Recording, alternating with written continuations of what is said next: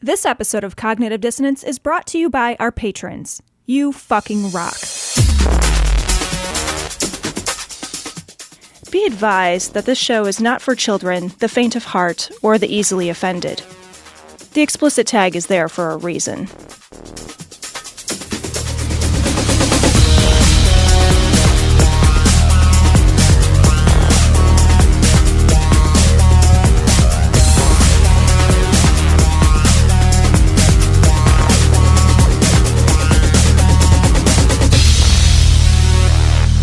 Recording live from Glory Hole Studios in Chicago, this is Cognitive Dissonance.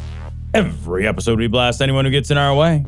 We bring critical thinking, skepticism, and irreverence to any topic that makes the news, makes it big, or makes us mad. It's skeptical, it's political, and there is no welcome mat. Here's the big fucking deal right now, Cecil. What's that? We are recording. It is the goddamn second day of 2020. Yeah. The countdown is on. We will get hurt in November. Oh, Let's feel the feelings. I thought you were going to be like, pot is now legal. That is true. Pot is legal. That is true. Pot is legal. Yeah. I read a whole bunch of articles about so they legalized recreational in Illinois where we're at. And it's Illinois, so we don't get anything right. We don't do anything very efficiently. Sure. But I will commend this effort to some degree. They did a couple of things I think are really cool. So they legalized recreational marijuana. So, huzzah. Prohibition, I think, is a stupid system for marijuana. So, fine. But they are also pardoning and commuting. They're pardoning and then expunging records. I saw it. It was like 1,200 people or something like that. 11,000. Oh, it was more than that. Okay, so I order of magnitude more. Okay. It's a huge number of pardons that are being issued effective, I think, yesterday or today. Oh, good. By the governor. And then prior criminal records are all being expunged. That's a fucking progressive policy. You know what I mean? Like, just removing the prohibition without... And then also keeping people's prior... Sure, You're not acknowledging the elephant in the room when you don't do the second part. Yeah. Because, if you're saying, it's okay that it's legal now, there isn't a moral issue attached to it. There is not a societal harm attached to it that's worth getting fucking worked up about. Then you have to take step two, which is to let people the fuck out. Yeah. And then to expunge the record of people who've been hurt for sure by these policies. For sure. And that, I don't like to give Illinois a lot of credit. Yeah. Because we don't deserve very Definitely much. Don't want to give Pritzker any credit. But I think this is a good thing. It's a good policy. I think it's a good policy.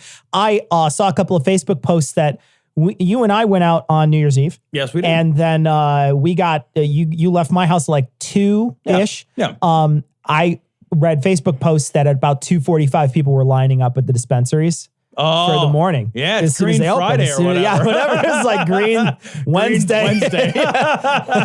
Yeah, they were ready to start they were ready to fucking wake and bake and then just go and watch fucking New Year's Day football or whatever. I don't even know. I got half baked on my TV all loaded up. Some dude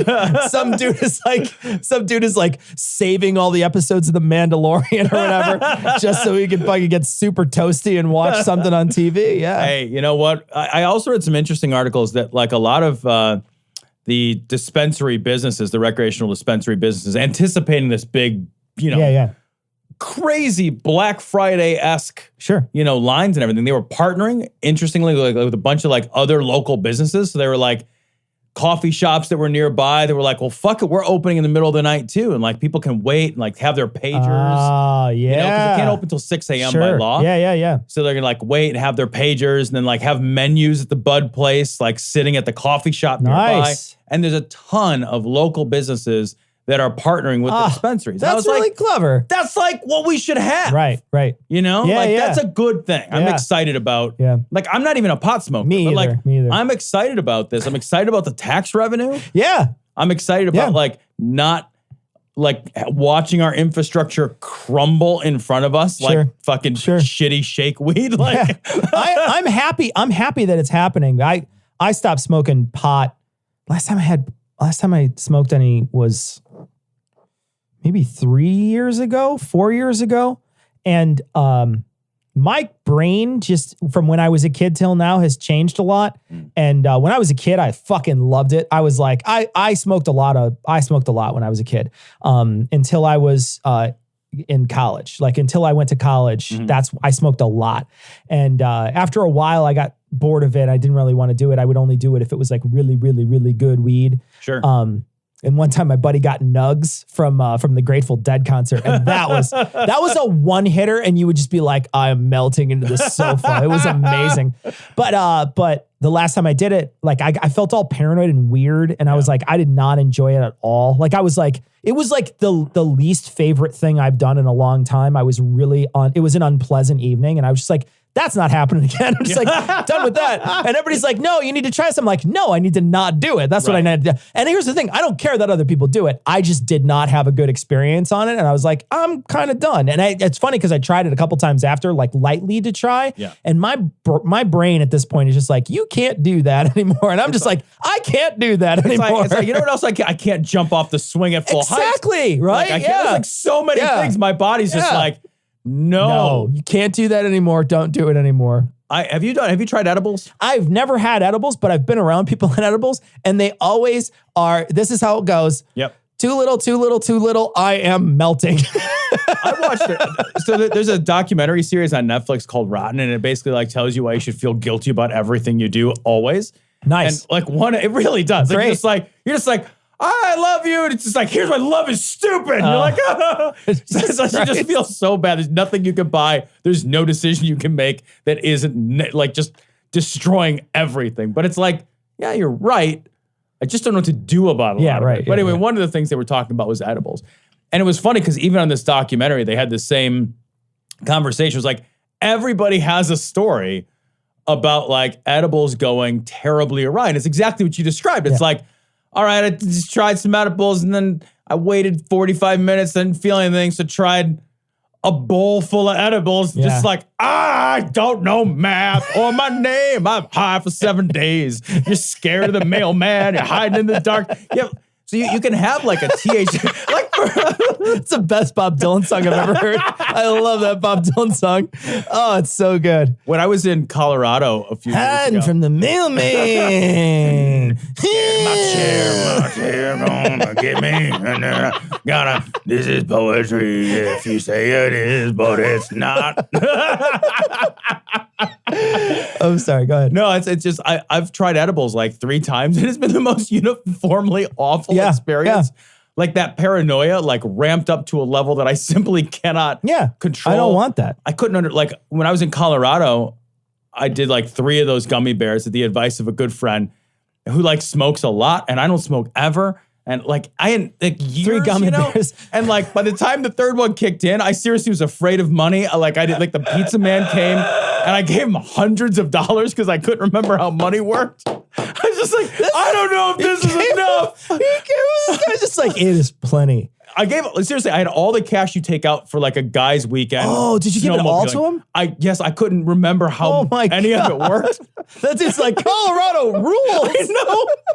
I was thinking the same thing. Like 2 days later when I sobered up, I was like, I would love nothing more than to be a fucking pizza delivery guy in a tourist area of Colorado. Oh, that's the best. Yeah, because you're just like, you keep telling them it's not enough.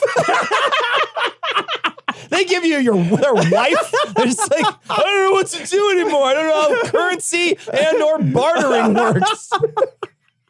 I woke up from that shit. I was so high. It was very unpleasant. Like, I went to sleep just grateful to sleep. I woke up the next day. I had to go snowmobiling. I woke up. I jumped out of bed and I fell over a little and I was like, oh God, I'm still high.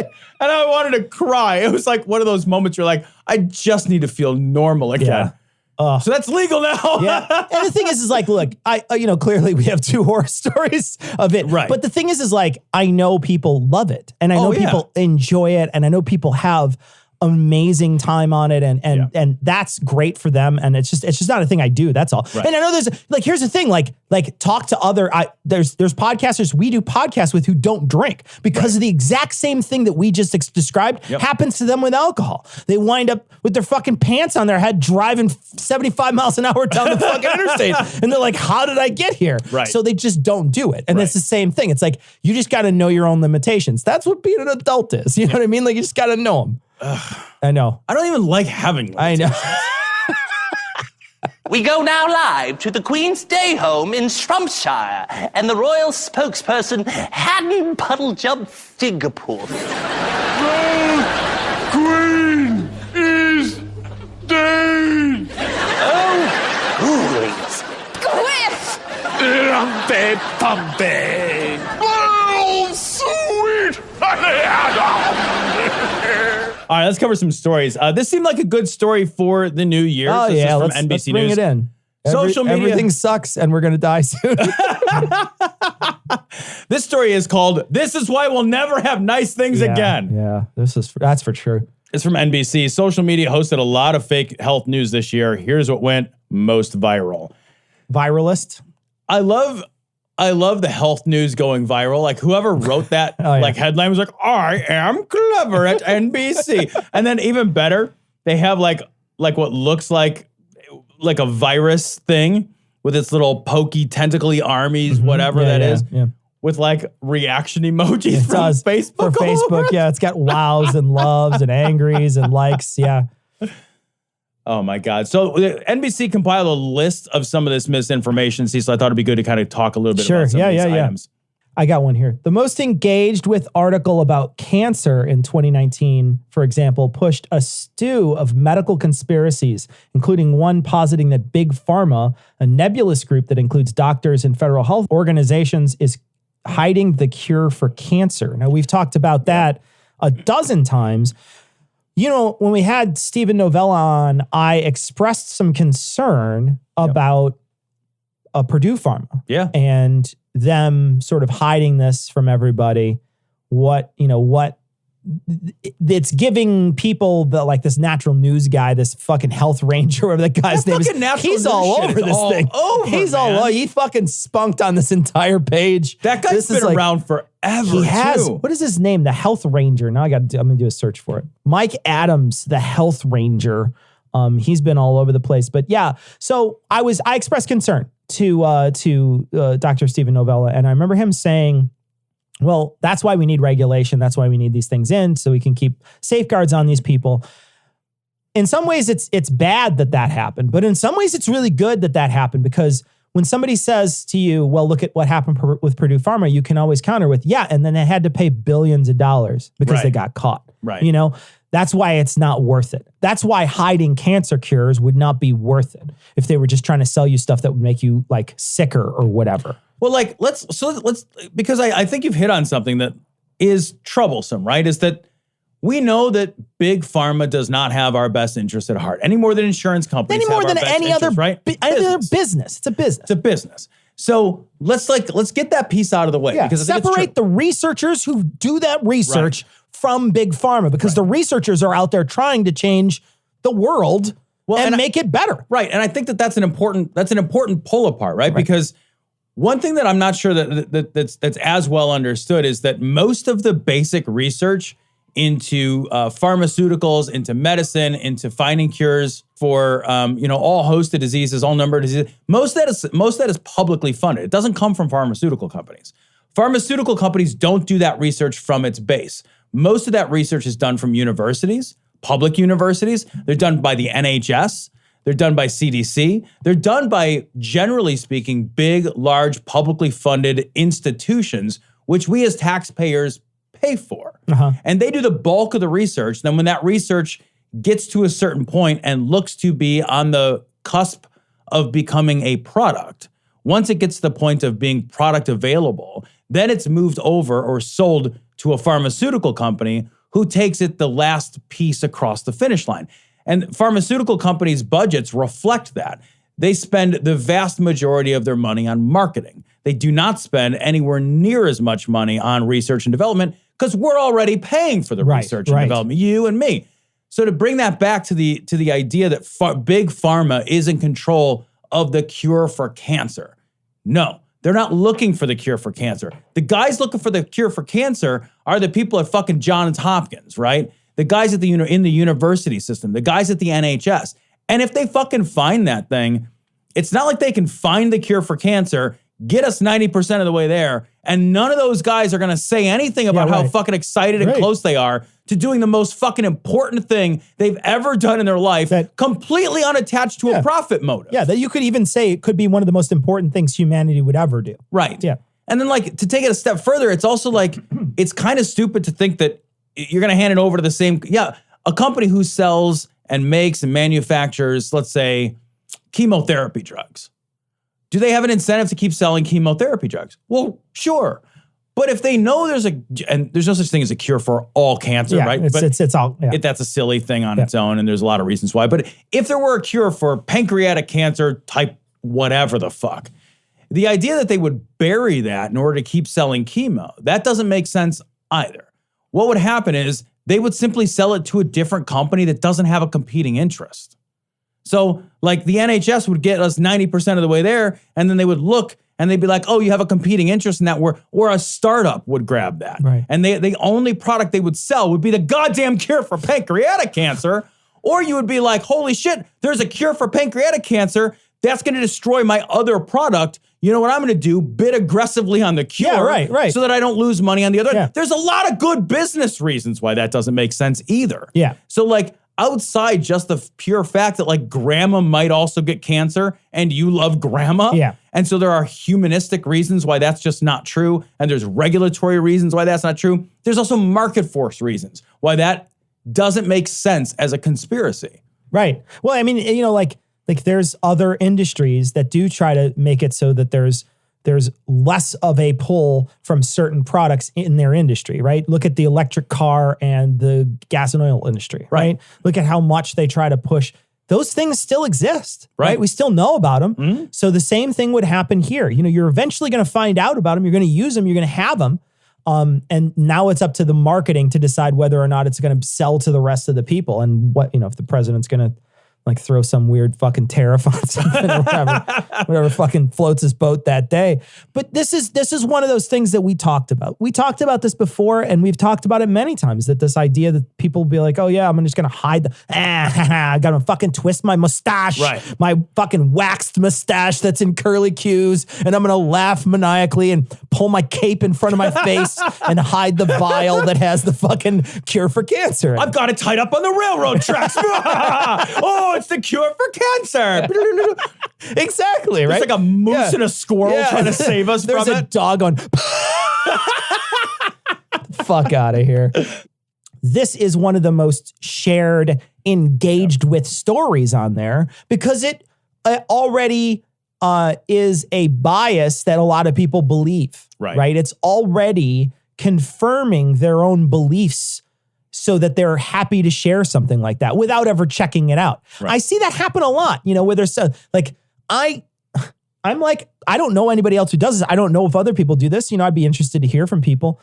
Do you check memes? Because when a meme comes across my feed now, I look at it, and if it's like, on this day, blah, blah, blah, blah, blah, this happened, and I'm like, I never heard of that. Let me look it up. And then I'll look it up to see if the meme is right. Right. Because I'm not just going to believe from a text with no citation that something is true. Right. And I don't know if other people do that, but I certainly, you know, like if it's just funny, it's just funny and it doesn't matter. But there are some of these like images that'll come out now that are trying to tell you something. Right. They're trying to give you some sort of opinion or some sort of history fact, some sort of nugget of knowledge. Well, is that nugget true? Is it real? Right. You know, and so I read it in my feed as not vetting something. It's not. You can type any words over any other picture. Yeah. And that's the problem with social media in general, is that if you get any of your information from there, you got to think about it. And, you know, some of the stuff that was sent out is true, but there's also anti-vax stuff in here too. Oh, yeah. Where there's tons of anti-vax stuff. And again, that confirms so many people's biases. Well, and there's a ton of stuff that treats all kinds of health-related items as dietary deficiencies, or like, if you eat ginger, you know, ginger will like detoxify your liver, or, you know, turmeric will reduce all the inflammation that you've ever had ever. You'll be so non-inflamed, you'll basically shrink down like a goddamn shrinky dink. You lose like 4 pant sizes. Right. You're just like, holy shit, I fucking smelled some turmeric. I lost 40 pounds. You're like that guy from that movie where that gypsy touches his face and he starts sinking.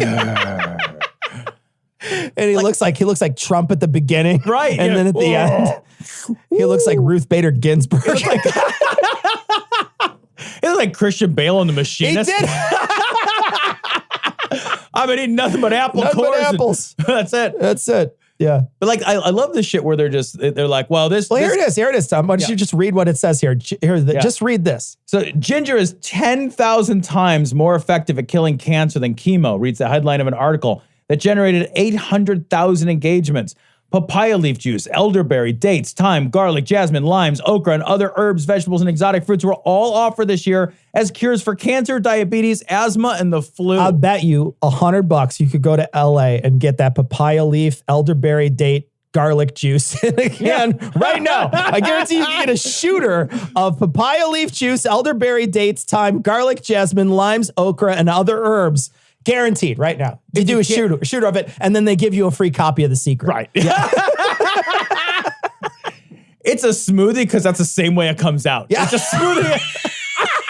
It's like it turns your body into one of those Hot Wheels racetracks where she's just spinning around. It's like, Woo, look at me. as it goes through your duodenum, it's like when you used to have that little crank and it would shoot the Hot Wheels down. That's basically your colon now. Holy, I'm like a papaya juice Snoopy snow cone machine. What is going on? This thing's like an easy bake oven. What's going on? It's basically turning into all the toys from my childhood. My childhood had a lot of explosive diarrhea. I'm just saying, I was an anxious child. Jesus Christ. And I also love this shit where they'll put like cancer cells or something in like a controlled environment that's not the human body. And then they'll be like, you know what's good for killing cancer? Isopropyl alcohol. And it's, And it's like, just because something is good in a test environment, and I use that because that would be like, isopropyl alcohol will kill all these. It doesn't mean that that's something you should consume. What the fuck? Yeah. Oh, cancer can't live in a alkaline environment or an acidic environment, whichever one it is. Yeah, it doesn't matter, You have to change like the pH level. pH of your body. You have to change it enough that only certain kinds of accidental cell growths are just like, whoa, regular cells are fine, but I'm not going to live with this. With this kind of pH, you expect me to stay here? Really? With this kind of pH? You know what's amazing about that is they love the pH, but they never listen to PhDs. It's crazy. Well, then the big secret is pH balance. Yeah. That's its whole thing. It is pH balance. What does that even mean? Is this medicine strong enough for a man? But it's made for a woman. Who's that statue of? That's the man from long ago who stood up to Donald Trump. Looked just like him. At TBD. A conservative who became the voice of a generation. Voice of Generation TBD. With a powerful message. Powerful message TBD. And a rallying cry that spoke to all people. Rallying cry that speaks to all people TBD. Thank you! TBD. Thank you! TBD. So this is fucking crazy. And we covered this in its original incarnation some time ago. Yeah. This is from the New York Intelligencer. More intelligencing is being done. Intelligensify yourself. I did more intelligence than you. GOP lawmaker plotted insurrections to establish Christian state. Okay, so I just want you to look at this guy. Doesn't he look like John Lithgow from Dexter with serial killer turned up to 11? Holy shit, he does! Doesn't he? Oh! He looks like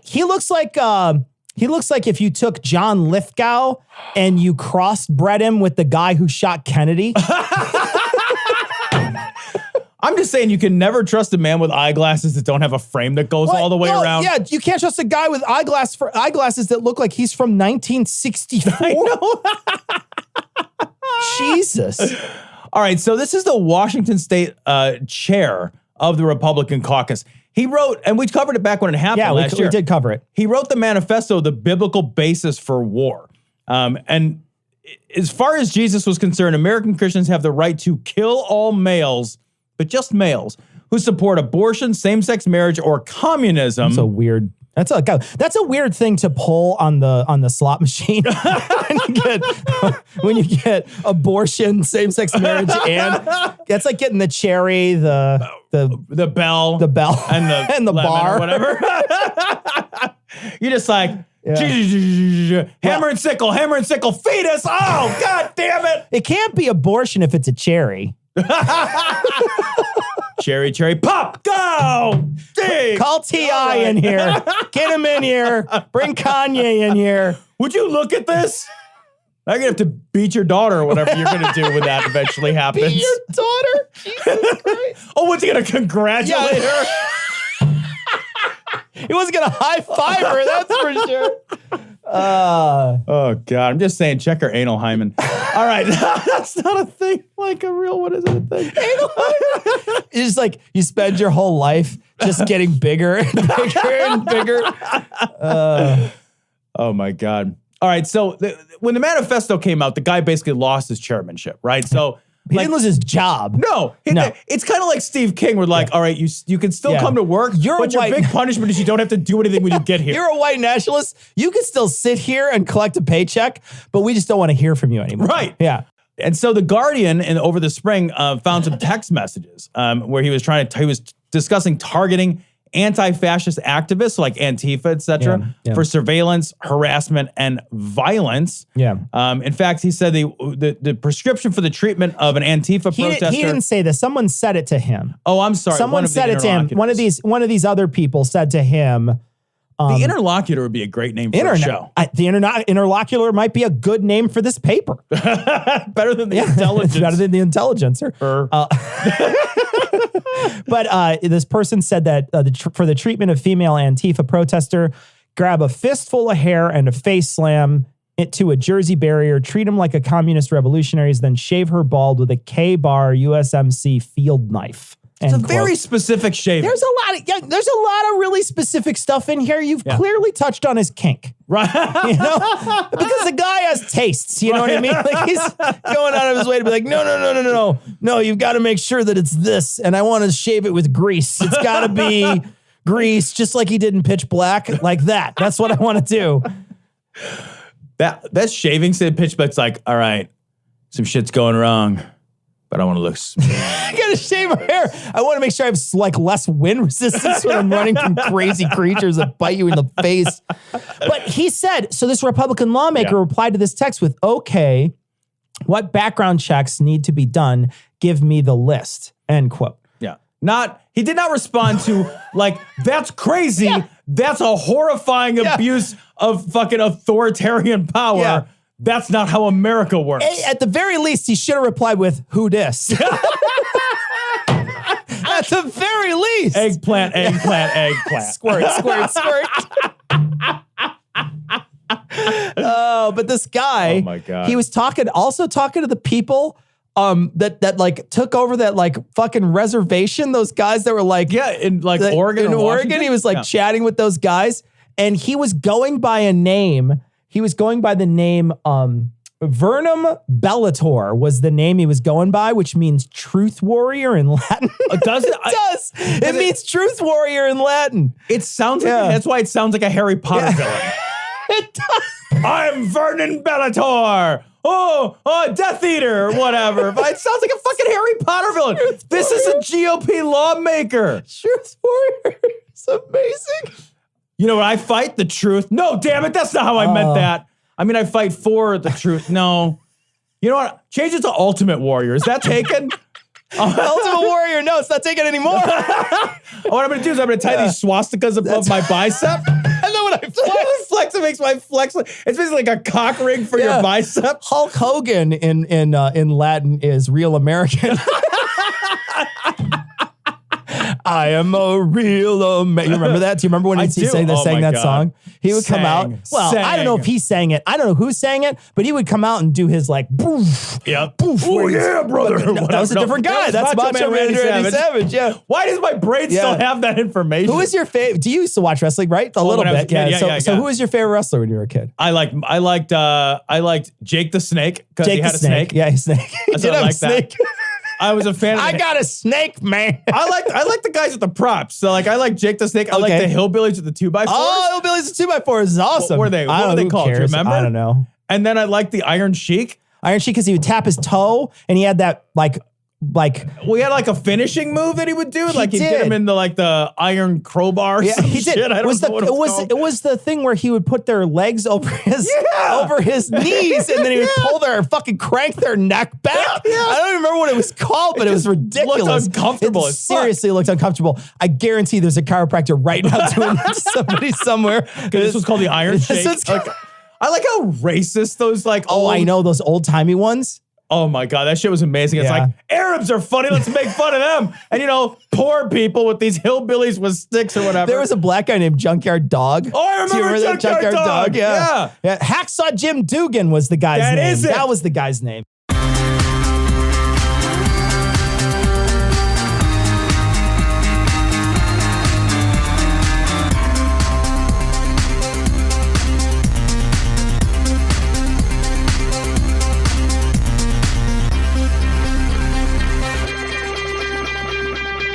It's time for our New Year's installment of Vulgarity for Charity, one of many this new year, and that means it's time to welcome back the three musketeers of podcasting, Noah, Heath, and Eli.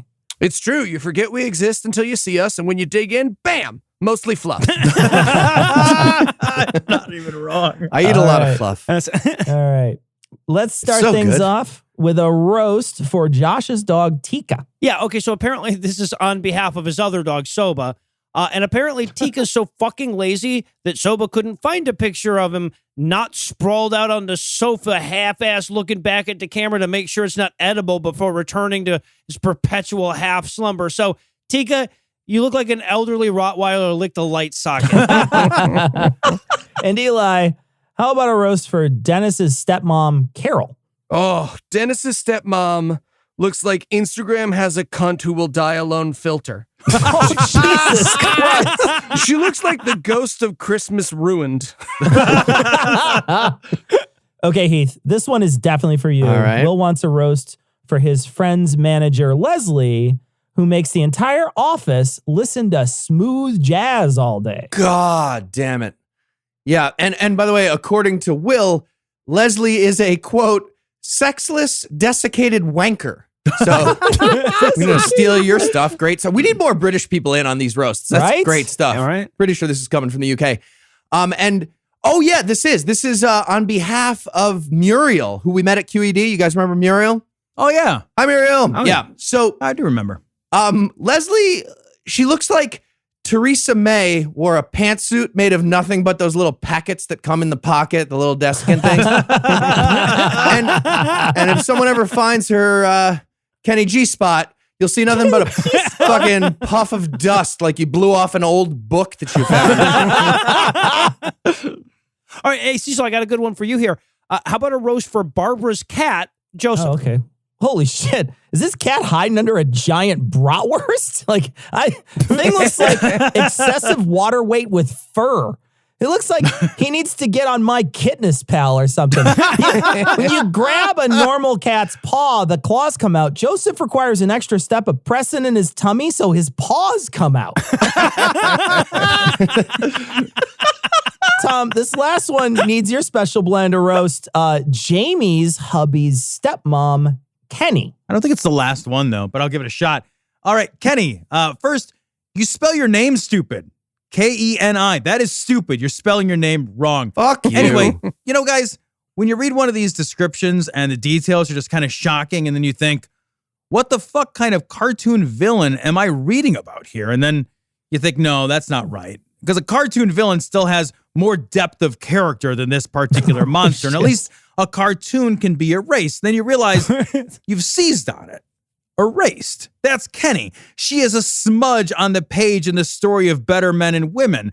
But the cruelty of women like this, as cancerous as she may be, is ultimately a banal cruelty. And Kenny knows it. She knows that her spite and her abuse are nothing more than the screams and wails hurled and lashed against the indifference of her bereft and rotten heart. Everything she is broken and worthless. She is a relentless crashing wave breaking against the rocks of her own pointless life. Okay. All right. Heath, this next one's for you. Nathan needs a roast for his high school math teacher, Brian. All right. So, in addition to being a math teacher who studied math, got to basic calculus, and had to stop, so they went to high school, he's also the guy who ran an unconstitutional Jesus propaganda club after school and used his tiny amount of bullshit power inside that little world of that school to rope students into religion by getting them out of detention for Bible study. Basically, the Hitler Youth model, but without the strong economics curriculum. And it was so flagrant that the FFRF had to be involved in this. They had to call the FFRF on them.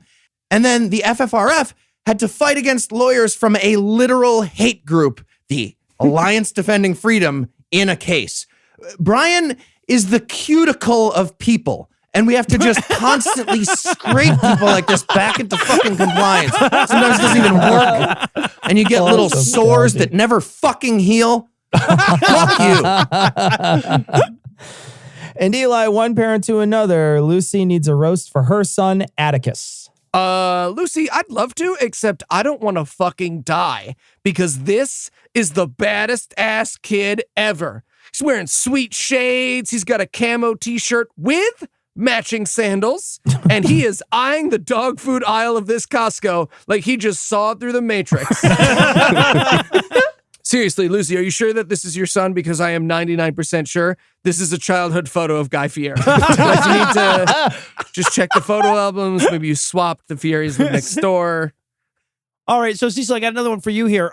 Chris would like a roast for his brother, Sean. It looks like every part of his face challenged every other part to a race toward the ground. Hey, Sean, every picture of every rabid anti-trans bigot Trump supporter is a selfie of them in a public place alone. Why do you think that is? Why do you think that is?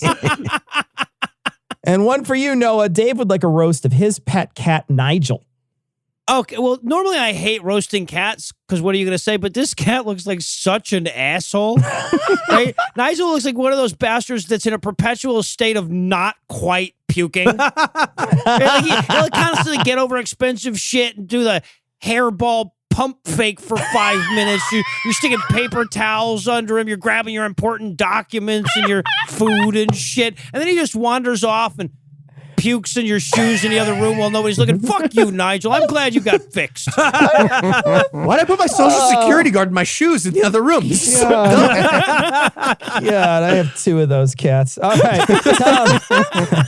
Casey would like a roast for her dad, Donnie. All right. Guys, imagine this. In the world, there are countless ways to fill our time, to occupy our minds and our bodies in the pursuit of 1,000 passions. There are sunrises to see rising over beaches that would make a poet weep. There are cities filled with stories to hear. There are meals to eat and music to hear that will literally bring a man to tears. There is art to create, and if that's not your thing, to art to consume, there is 1,000 things to do and to love. And still, in and among a world filled with so much, there's Donnie, who is so utterly unimaginative, filled inside only by a vacuous void of nothing, that even among all of this beauty, all of these wonderful options of who to be and how to fill his life, still, there sits Donnie, leaving nothing for his existence but the vague impression of his wasted life carved into a piece of cheap furniture. Donnie who loved bowling. Well done. All right, gents. It's time for another lightning round. Whatever, Cecil. Over Christmas, I learned to do it too. See? Lightning round. Did it do Boomy voice? Big time. Yeah, absolutely. Big time. Totally, absolutely. Awesome. Okay, Boomer. Anyway, the category is places. These folks have asked us to roast a location. So for this spiting round, I'd like you to create a slogan for the location in question. And big thanks to Michael, Joe, Jamie, Seth, Brian, Zedmilu, Will, Michael and John, Adam, and Andrew. First up, Wisconsin. Okay, Wisconsin. If you lived here, you'd be cholesterol by now. And by the way, just for the record, one of their actual slogans is Wisconsin, stay just a little bit longer. Please? Their advertising bureau is apparently just a creepy guy trying to fuck us. Right. Exactly. Wisconsin, because baby, it's cold outside. All right, next up, Florida. Oh, I'm close to that one. How about Florida? We still have plenty of coastline that isn't covered in the malicious ooze from Ghostbusters 2. Why do you guys keep talking about the part? Okay, Utah. Utah, $100 billion buried somewhere real slippery. All right, next up, Ohio. Oh, lovely. I'll take this one. Okay. Ohio. Because Illinois is for N-word lovers. I'm Jim Jordan, and I approve this message. I was doing that in the voice of Jim Jordan. He is a congressman from Ohio. The guy shrieking at those hearings, if you watched any of those hearings. Mm-hmm. GYM Jordan, absolutely. All right, I'll take Bismarck, North Dakota. A shitty fruit donut and a sinking ship are more famous than we are. Okay, Paris. Oh, at Paris. The only thing more incredible than our city's architecture is how shitty each and every person who lives here is. Damn. All right. So mean. Louisiana is Republicans. Okay, all right, a twofer. Louisiana. Everything but New Orleans is just wet Oklahoma. Louisiana Republicans. So good. Posthumously disassociating Lincoln with our party since 1956. That's true, too. All right, I'll take Plainfield, Illinois. A mustache wax dispenser on every corner and a microbrew snifter in every hand. All right. Asheville, North Carolina. Oh, okay. Asheville, because hipsters can still be racist. That works for Plainfield, too. It's Yeah, crazy. All right. yeah, actually. Also the mustache wax dispenser and the microbrew. Yeah. And finally, Australia on behalf of New Zealand. All right, Australia, the segregated country club of Oceania. Australia, New Zealand is our all-black friend. All right, one more. Australia, so where the bloody hell are you? That's a real one, by the way. So where the bloody hell are you is an actual tourism ad slogan that Australia uses. That's amazing. All black friends. Fantastic. That's good shit. Okay. And on that note, we're going to take a quick break and toss things over to our friends, Andy and Marsh from the Merseyside Skeptic Society.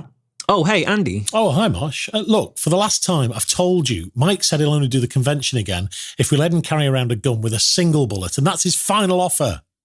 No, I mean, I'm actually weirdly fine with that. No, it was the Scathing Atheist and the Cognitive Dissonance guys. Mm-hmm. They're doing their Vulgarity for Charity thing again, and they've asked for our help again. Oh.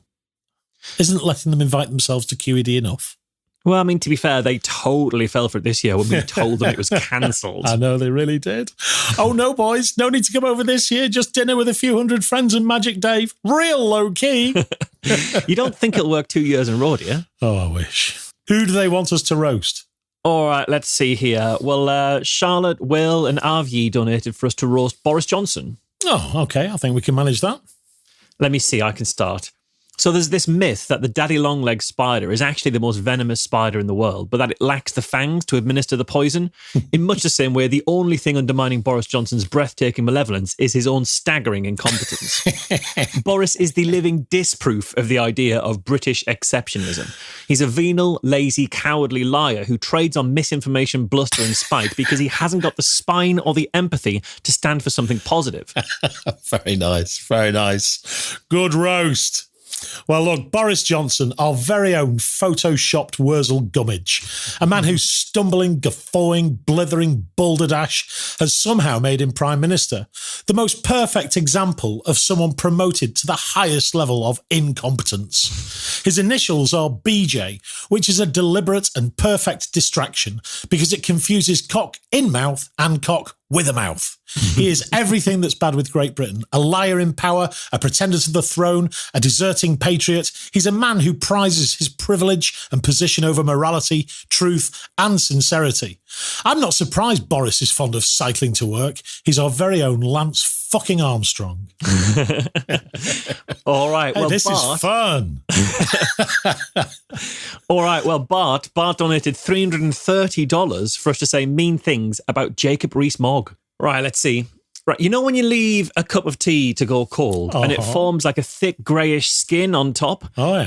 If you send that skin to private school and teach it Latin, you get Jacob Rees-Mogg. Mogg is a homophobic bigot who's against same-sex marriage, and he also said that abortion in all circumstances is wrong. And to be fair, that abortion view is basically just retrospective self-defense.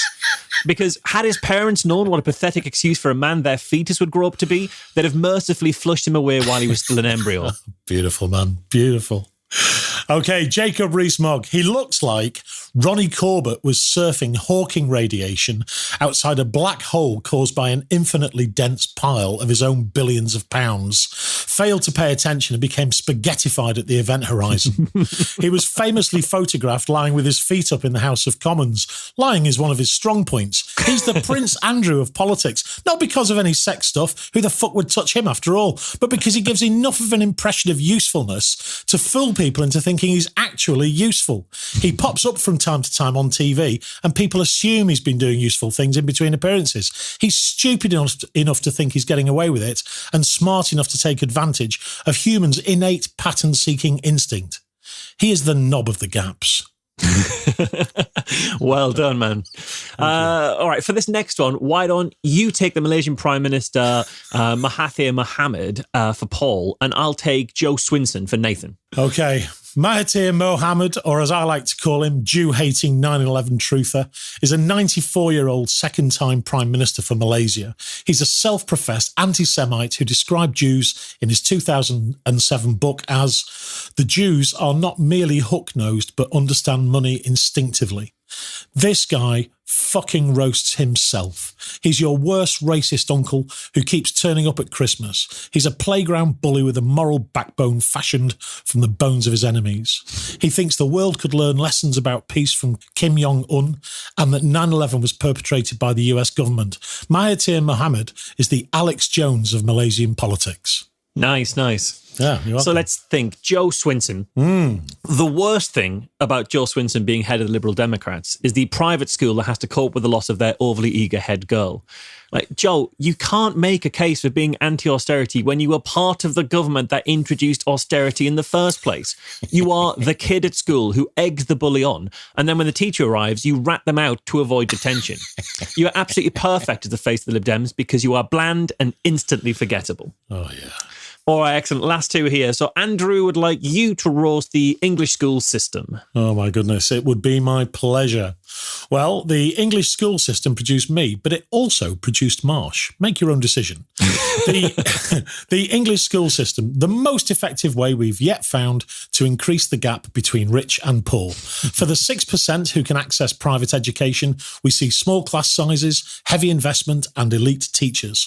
For the other 94%, we see consistent underfunding, desperate attempts to treat school grades like commission structures in a double glazing company, and an approach to infrastructure which homogenises ability so effectively that it suppresses the capability of burgeoning high-flying students and the potential of struggling non-academic students in exactly the same way. If I was writing an end-of-term report for the English school system, my final comment would be must try harder. Teachers rock, infrastructure sucks, faith schools can fuck right off, and to the 6%, congratulations on your fucking privilege. I feel a lot better now, Marsh. I'm glad you got that off your chest, Andy. Now, the denouement. Joshua would like you to roast, I am looking forward to this, would like you to roast Peter Boghossian. Peter Boghossian, what can I say about you that hasn't been said before? Well, to be fair, that'd be quite a long list of pretty much all of the positive adjectives, so I won't be doing that. The paucity of your academic rigour when it comes to your anti-feminist crusade just goes to show how easy it is to become utterly lazy in your thinking, and it should be an eternal embarrassment to the community that first held you aloft.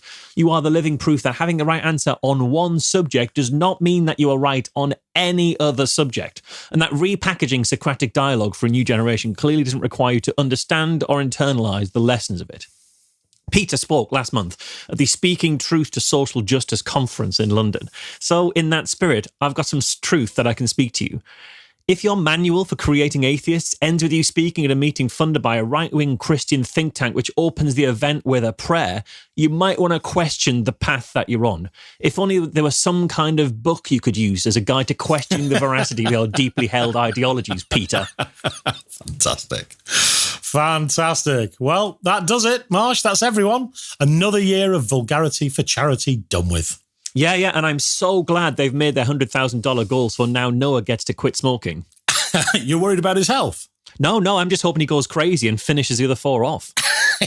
Well, that's a safe bet, isn't it? Well done, guys. Cheers. Huge thanks to Andy and Marsh for doing that again. In fact, we're so grateful that guy has asked us to roast Marsh, but we'll throw in Andy for free. So excellent. All right. Andy looks like Bam Bam Bigelow. Like, exactly. Yes, he does. I'm 99% sure he is Bam Bam Bigelow in reality, the WWF wrestler from the 90s. But for anyone who's not familiar with that, Andy looks like a henchman for an opera singer. And Marsh looks like he got kicked out of the Harry Potter universe for being a dick and exposing all the magic tricks. He looks like Slytherin House made a Nazi-style propaganda poster about muggles, and he's the model. All right, this is tough because Andy's the third nicest guy on earth, and Marsh is basically fuckable John Oliver. But, for money, I'll do it.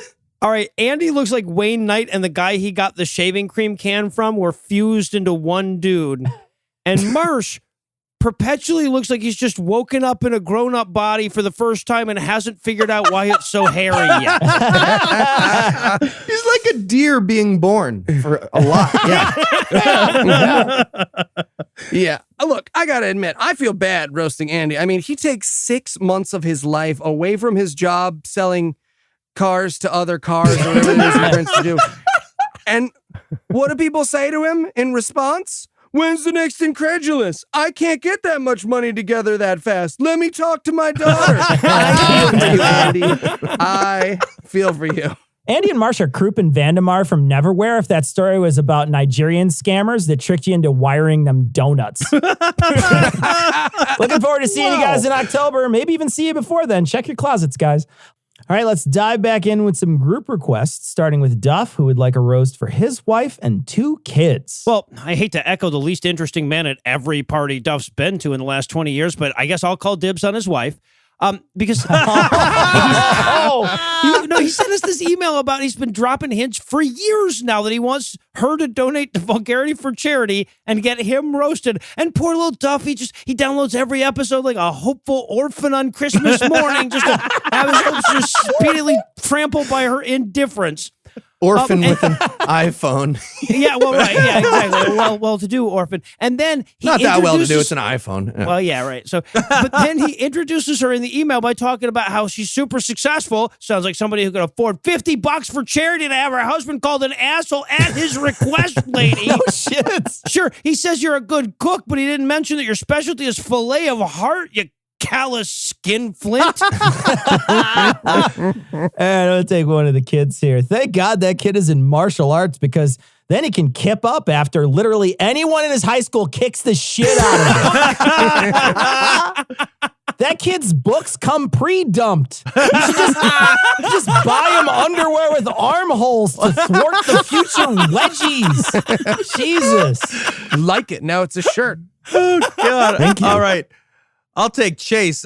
Chase is the kind of kid who is full of good intentions. Good intentions are great. We need those people with good intentions. Well, okay, what we really need are people with great ideas and amazing minds. But hey, I guess 1 out of 3 ain't bad. And well, unless you're Chase, Chase wants to grow up to build RoboCop. Like that's his goal, to make cyborgs. Awesome. Hey, kid, guess what? Inspector Gadget, that's not a life goal. I feel like it Duff, is. What I'm saying here is that you can save some money on college with that boy of yours by, I don't know, here, try this. Ask him to write down all of his dreams on a piece of paper, then tear it up in front of him and send him to HVAC repair school where he belongs.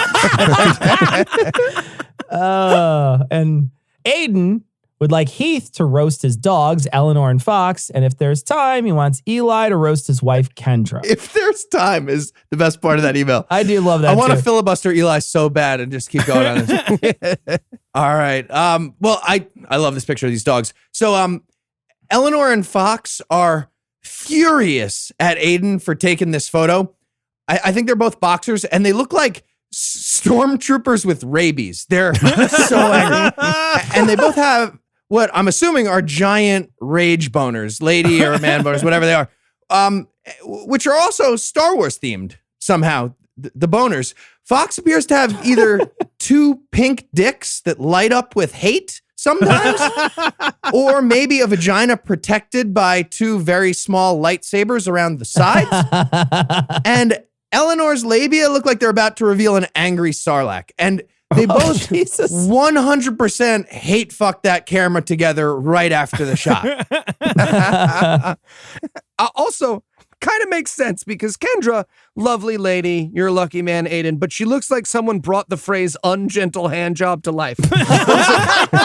Seriously, she's holding back these dogs with these cow milking hands that are not made for love or pleasure. Aiden, buddy, you have my sympathies. Bring a taser to the drive-in movie just in case. Jesus. Okay, this one is for Tom and Eli. Michael would like a roast of his coworker, BJ. Michael, I'd love to roast your coworker, but you sent us a photo of a cheeseburger. Seriously, this man is somehow exactly a cheese. He looks like the Hamburglar in witness protection or a junior whopper dressed up as a corporate douche for Halloween. Michael, our roasts don't often include assignments, but listen to me. Next time you see BJ and he does his backstabby, weird bullshit, you just need to drop a gentle hint that you know he's a cheeseburger. And when you see that terror and recognition in his lettuce eyes, then you will know you have won. That's how you will know. Lettuce eyes. Seriously, you have to look at the picture. It is uncanny. BJ isn't a name. BJ is a birthday present. It's a free backstage pass. It's part of a balanced breakfast, maybe. I don't know. But BJ is not a name. Christ, look at you, BJ. You look like a guy who wanted a fucking BJ so bad you literally transformed into the very epitome of your own boring, repressed desire. Okay, this one is for me, Tom, and Carl, the Pug-a-Pegacorn. Mm-hmm. Derek donated $486.20 for Eli to roast Betsy DeVos as Carl, the Pug-a-Pegacorn, and for Tom and I to roast his friend Zach. So go first, Eli. Oh, hey, Carl, Mrs. Devos. I'm called a Pug-a-Pegacorn. Gee, you sure do look like a melted wax figure of Margaret Thatcher, which is saying a lot, because Margaret Thatcher looked like a melted wax figure of Margaret Thatcher. All right, Zach. Love handles aren't holding your pants up. I mean, I know it's kind of a misnomer since they sound like they should be grabbing something, but those fat bubbles are just shoving your jeans down and showing off your underoos to your grossed out coworkers. So stop. Yeah, for fuck's sake, Zach, buy a goddamn belt and then wear that goddamn belt. Look, in all of the world, there's 7 billion of us, all of us, thinking about the very idea that under your clothes, there's you. Thinking about that makes us choke a little on our own gorge. Okay. All right. Final group request. Teresa would like Heath or Noah to roast people who don't return shopping carts. Oh, I will humbly defer. I've seen you make people cry with rants about this. This is all you. Okay, all right. Now, this is weird because I already did this in a different one, but I will absolutely take it again. This was Noah's like free choice pick. Yeah. For Steve.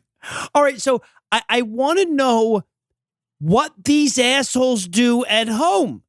Right? Do you just leave the milk near the fridge when you're done? you wake up the next day, it smells bad, so you toss it near the trash can? It splatters all over the floor, so you mop up some other spot on the floor with a mop that you don't near the bucket. Seriously, when you get done with a shit, do you wipe your ass or whichever body part is closest to the toilet paper? Right? Because let's be clear about this. Your ass does not have a sign that says toilet paper goes here. So, by any conceivable measure, wiping your ass is significantly more complicated than returning your goddamn cart at the fucking grocery store. I feel attacked. I feel like that was aimed at me. Because I don't. Well done. All right. This next round of roast is special requests.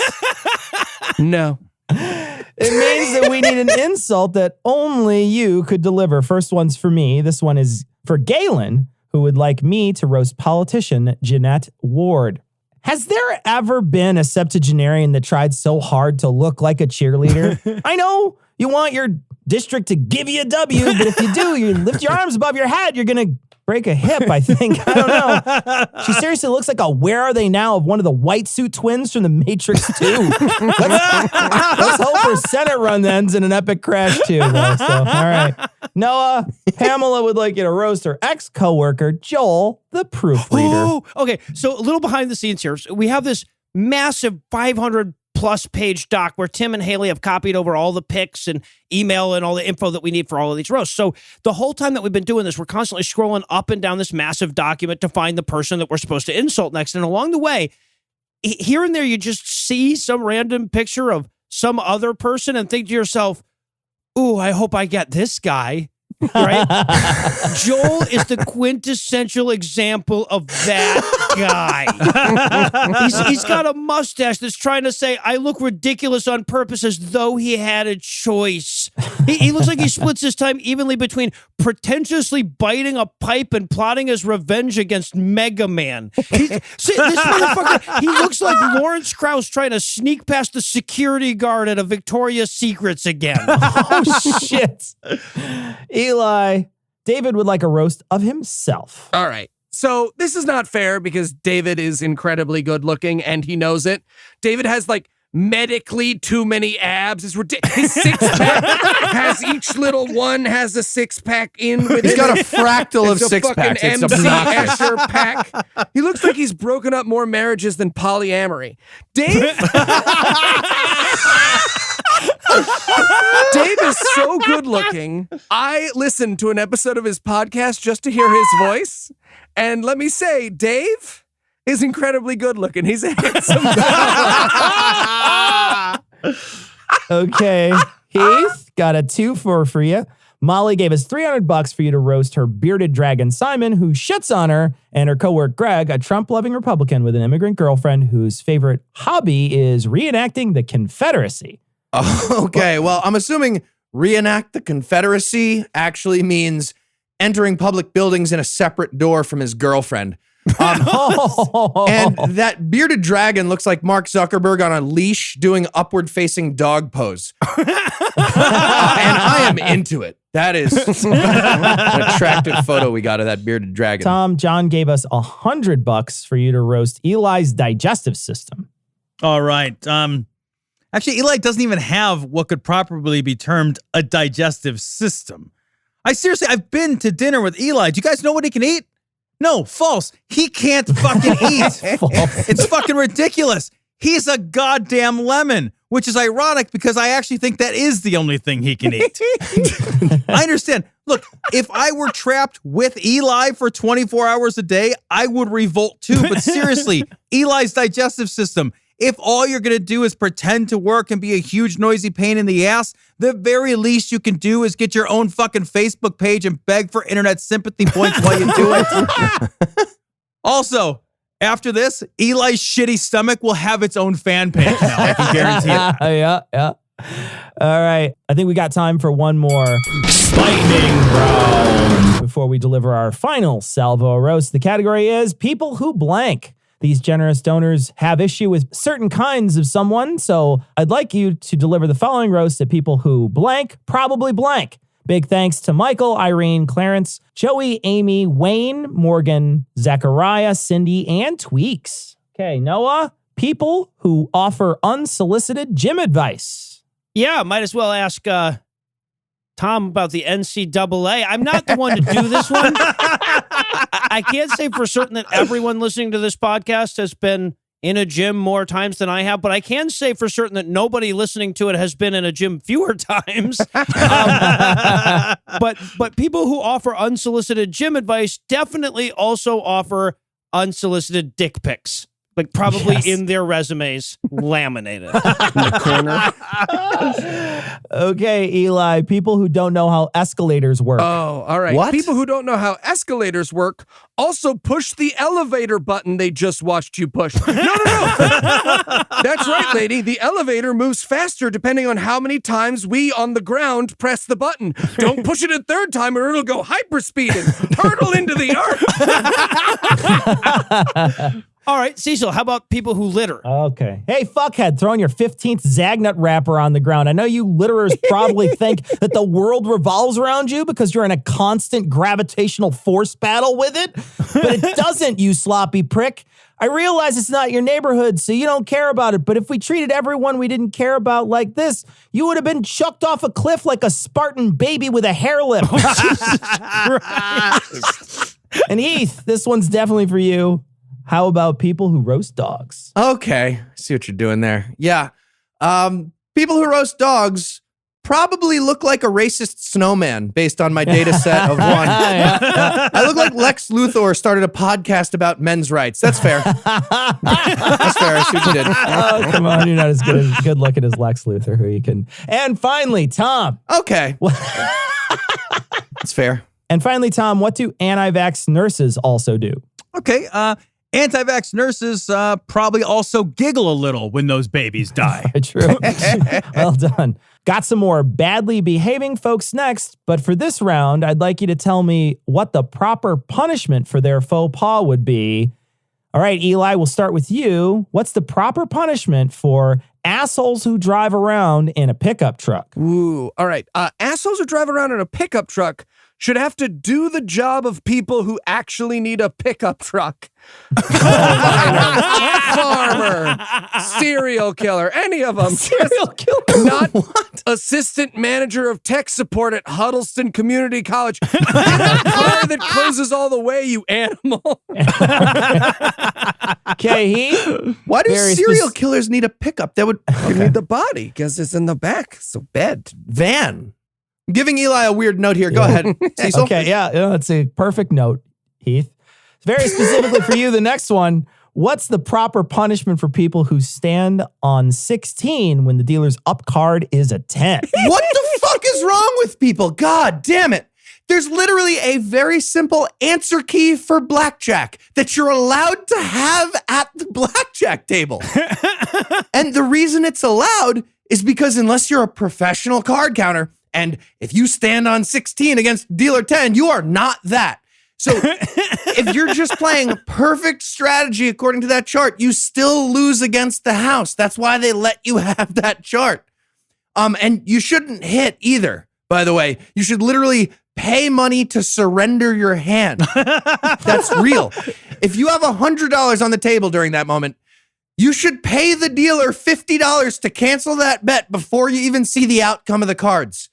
And I guess here's the penalty for your faux pas. Another strategy that's better than standing on your 16 would be shoving the chips up your ass. Like, that is better. You'll get some enjoyment, and you will also be escorted from the casino and stop losing more money. It's a win-win. Okay, Noah, this one's a little tricky. Give me the proper punishment for everyone who donated to Vulgarity for charity this year. Okay, I'm going to go out on a limb, Cecil, and I'm going to say it's less tricky for me than it would be for you. So here you go. Fuck you, you altruistic motherfuckers. You just had to blow the goddamn gold out of the water with your boundless generosity bullshit. Because somehow you looked at me, of all fucking people, and you said, you know a guy who needs somebody to take away his anxiety, Binky? This motherfucker right here. So now I, a man who cannot make it through airport security 3 times in a row without threatening to remove anyone's skin, get to push those anxiety chips back on the fucking table and let them ride forever, knowing that the only thing that will end it is the sweet, sweet kiss of death, which, statistically speaking, won't come anywhere near as soon now that you charitable motherfuckers made me quit smoking. So your punishment should have to be spending more than 2 minutes with me over the last 3 weeks. All right, Cecil, one for you. What's the time for the crime of blowing off fireworks on days other than the 4th of July? Look, every premature firework ejaculator should just have to stop playing with their short wick. That's the key. Lastly, Tom, give us the proper punishment for internet trolls. Okay, it's simple, actually. Internet trolls should have to, just once, say that to any of our fucking faces. Yes. Or alternately, try talking to a girl, you cowards. They should have to Okay, say it to gents. Tom's face specifically. Okay, gents, let's wrap this segment up with one last round for the big spenders. These folks dip deep in their pockets for goods, so they deserve our full attention. Let's begin with Eric, who gave us $1,000 to roast Kansas politician Chris Kobloch. Okay, first of all, fuck you for spelling Chris K-R-I-S. And Right. fuck your ancestors for spelling Kobach K-O-B-A-C-H. I hate you already, mostly for the Chris thing. But mostly, you're a literal No. neo-Nazi who wants Jim Crow laws for Muslim people. Seriously. And you're definitely way too happy about your Chris Kobach, Kansas monogrammed towels. That's why you went to Kansas, I know. Oh, Chris Kobach looked like he's the only lawyer who advertises on TV on behalf of ICE on private property. Chris Kobach looks like he's never been to an Arby's without haggling. Chris Kobach looks like Andrew Dice Clay came into a box of men's hair dye and nature did the rest. Well, and the thing that you've got to remember about Chris Kobach is that the highest political office he ever attained was Secretary of State in Kansas. He's never been in Congress. He's never been a governor. We literally only know who he is because his bigotry stands out. Let me say that again. In the Republican Party of 2019, or whatever the hell year this comes out, Chris Kobach's bigotry stands out. Yeah, he never rose to the level of Sam Brownback. He's not quite that successful. Yeah, that's right. As a politician. Yeah, right. Fuck you. Okay, how about people jump on a roast for comedians you punch down? Thanks to the $900 grand priapism donated. I'm going to abstain because this is Cognitive Dissonance, a show about punching down. Go ahead. You guys can jump on. Comedians who punch down are miraculously lazy. In the age of Donald Trump, when your job is to speak truth to power, if you have 15 minutes on trans kids wanting their rights too loudly, you're the bad guy, and your comedy isn't a light on the absurd so much as it is a schoolyard bully attempting to make his mean taunts his career. Yeah, it's weird that Grand Priapism couldn't be bothered to just say Bill Burr, but whatever. Yeah, it's fine.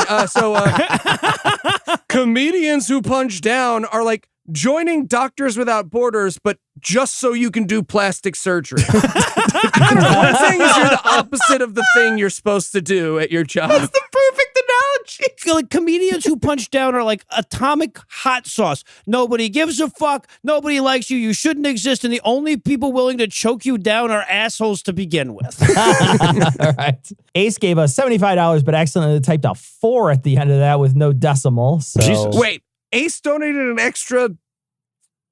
way too long. Seriously? $644. $679. He donated extra money. Wow. Look, we don't need to give this man a roast. We need to get him a calculator. Ace, you are the Chinese-U.S. deficit of people. You are the rover slamming into the surface of Mars because a nerd forgot to carry the two of men, and we love you for it, Ace. We love you for it. Also, you look like you tell 80s hairband drummers they're your dad for fun, and you have never not gotten away with it. First off, Ace, let's talk about that self-made nickname you got. You got sick of all your friend calling you Tinky Pants or something, and you just kept referring to yourself as Ace in the third person until that one guy that reluctantly talks to you agreed. Ace loves this gamer girl bathwater. Anyway, you look like the kind of guy that carries one of those tiny fans around with you to blow your hair around so it takes the attention away from your ink pen stippling beard you call facial hair. And finally, how about Elliot, who gave us $1,900 to roast lowering taxes? Lowering taxes is the hang gliding of money. I mean, sure, it sounds great to stupid people, but it's actually way more expensive than you think. And the people who promise it to you don't care if you die, and you end up broke because of medical bills. It's a whole thing. This is a great idea. Let's lower taxes. I mean, never mind that it never happens for you or for me or for anyone that we know, but let's just pretend. Let's lower those taxes, guys. Let's lower our taxes and our expectations and our humanity. Let's let it all go to shit. Let's burn the idea that we're a goddamn society on the pyre of individual riches. Lower taxes is a great idea. Let's pretend we can do it all on our own. We'll build our own fucking schools. We'll build our own fucking roads. We'll build our own fucking hospitals. Let's lower the taxes and wave our slightly inflated paychecks right in the faces of those born into poverty and misfortune. Fuck it. Let's mock the elderly and the infirm. Let's have it all while we watch the goddamn world burn because we have nothing. Because taxes are nothing less than our own economic agreement that we aren't selfish, mean-spirited animals. So let's go ahead and lower those fucking taxes. Great idea. Hey, I got an idea. You want to lower taxes? Let's increase taxes until fucking Atlas Shrugged happens, and then we'll lower them a little bit. Oh wait, that's never come close to happening. And couldn't. Jesus Christ. All right, guys, that is going to wrap it up for this month's installment. We're going to be back next month with the guys. Guys, thanks for joining us. Thanks for having us.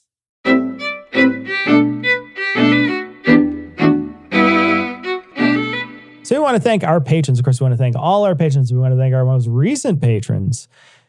Ken, goddamn dirty little cocksucking asshole motherfucker. Jeez.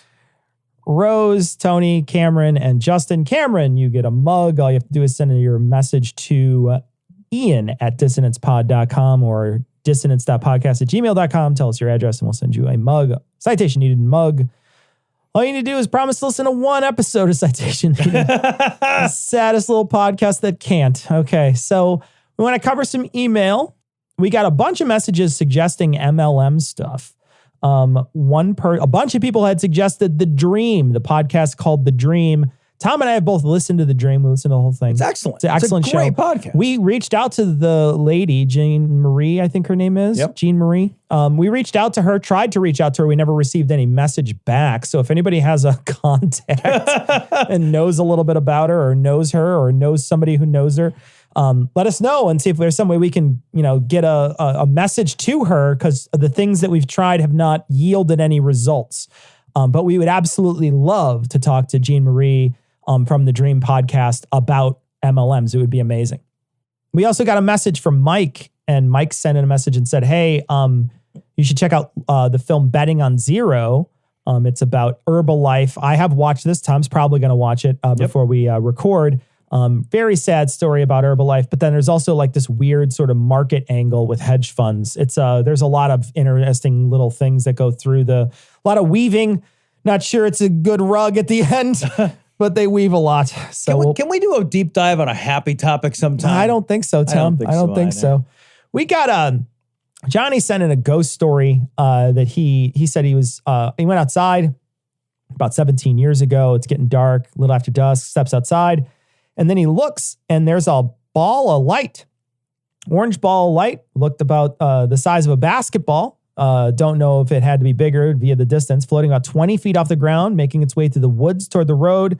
And then the light bounced off the trees, illuminating them slightly. And then it appeared to be about 30 or so feet into the woods and then about 60 or 70 feet from the person. And then it basically just shot its ass down the road, about a half-mile road, and then just shot up into the sky at an unbelievable speed. And he can't explain it. And again, that's a common, a lot of people see lights in the woods. Lights in the woods are a relatively, if I die and become incorporeal and I become a ghost and I get to express my ghost-like presence, I'm definitely going to make sure I do that in the fucking woods where no one can see. I love the idea that there's 9 million people living in New York and there's no fucking ghosts. Where we see ghosts are where nobody lives, nobody died. Nobody's around. Right? There's no other pair of eyes that can be, something that can, it's always by yourself. Right. And yeah. There's no fucking ghost like running down the fucking 50-yard line at Giant Stadium. You know what I mean? Why That would not? be awesome, though. That would be Why awesome. not? I'm shy. Are they all shy? I love attention. They all get to the urinal and they're like, I can't go if you're standing next to me. We got a message from Angry Macface. They said, I'm confused about how they thank patrons. Do they use their preferred names or do they just go with the dead names? We thank patrons based on their patron names. So we never read people's names aloud if their name isn't the name that's the patron name that they've signed up with Patreon with. So that's why somebody can sign up with you goddamn cocksucking motherfucker and we'll read that. Yeah. And then other people will sign up with like their website name and other people sign up with just, like Bill Loves Susie or, Opening Arguments is my second favorite podcast in comparison to Cognitive Dissonance or something like that. But yeah, like that's why. So we don't read anybody's names or their any names that are on like credit cards or anything. Privacy. I almost always too, I won't read emails out and I certainly won't read out people's last names. If people send in, I just don't read last names. We got a message from someone who didn't sign their email, but they said, now I can't get a quote out of my head. This is from the Cow College we did. It's Ralph Wiggum saying, when I grow up, I'm going to Bovine University. That's the vegetarian episode. It's one of the best episodes of The Simpsons ever. Your crazy friend's not your crazy friend's not crazy. They're just ignorant or whatever. I forget exactly what it was. It's amazing. It's so great. So funny. I love the sluicing floor or whatever is oh God, it's so good. There's a picture in there of the food shade and it's just all the animals with arrows pointing to the human body. It's so great. It's amazing. So it's good. So great. A bunch of people suggested an MLM expert of genetically modified skeptic. We're going to look into some of the videos and maybe we'll reach out to the person. But we haven't, I don't know this person, but I'll check out the videos and see if it's someone we want on the show. We also got Casey sent in a message and said, hey, check out this anti-MLM Reddit. And so there's an anti-MLM Reddit that we're going to check out for the deep dive. Maybe it'll have some interesting stuff that we can take a look at. Ross sent in a message. I love this one. And he said that here's a skeptic in a scary circumstance. It's dark. He's going for a hike. Decide to go out, walk along. And then he starts hearing footsteps. And he's like, what the fuck? And they sound like they're getting closer and he's walking and it sounds like, and as he speeds up, they speed up and he's freaking out. He's freaking out. And then he finally turns his light on and he realizes he's in a valley and it's an echo.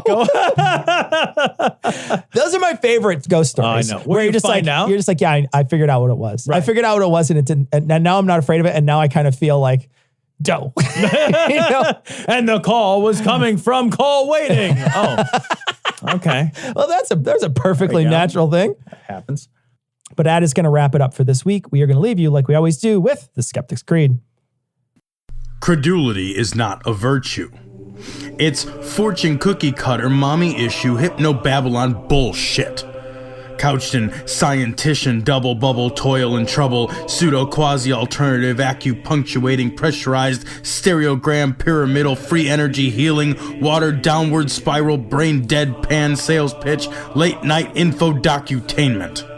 Leo, Pisces, cancer cures, detox, reflex, foot massage, death and towers, tarot cards, psychic healing, crystal balls, Bigfoot, Yeti, aliens, churches, mosques and synagogues, temples, dragons, giant worms, Atlantis, dolphins, truthers, birthers, witches, wizards, vaccine nuts, shaman healers, evangelists, conspiracy, doublespeak, stigmata, nonsense. Expose your sides. Thrust your hands, bloody, evidential, conclusive. Doubt even this.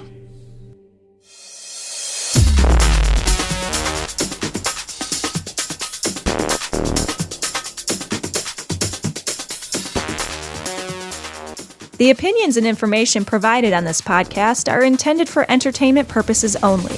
All opinions are solely that of Glory Hole Studios, LLC.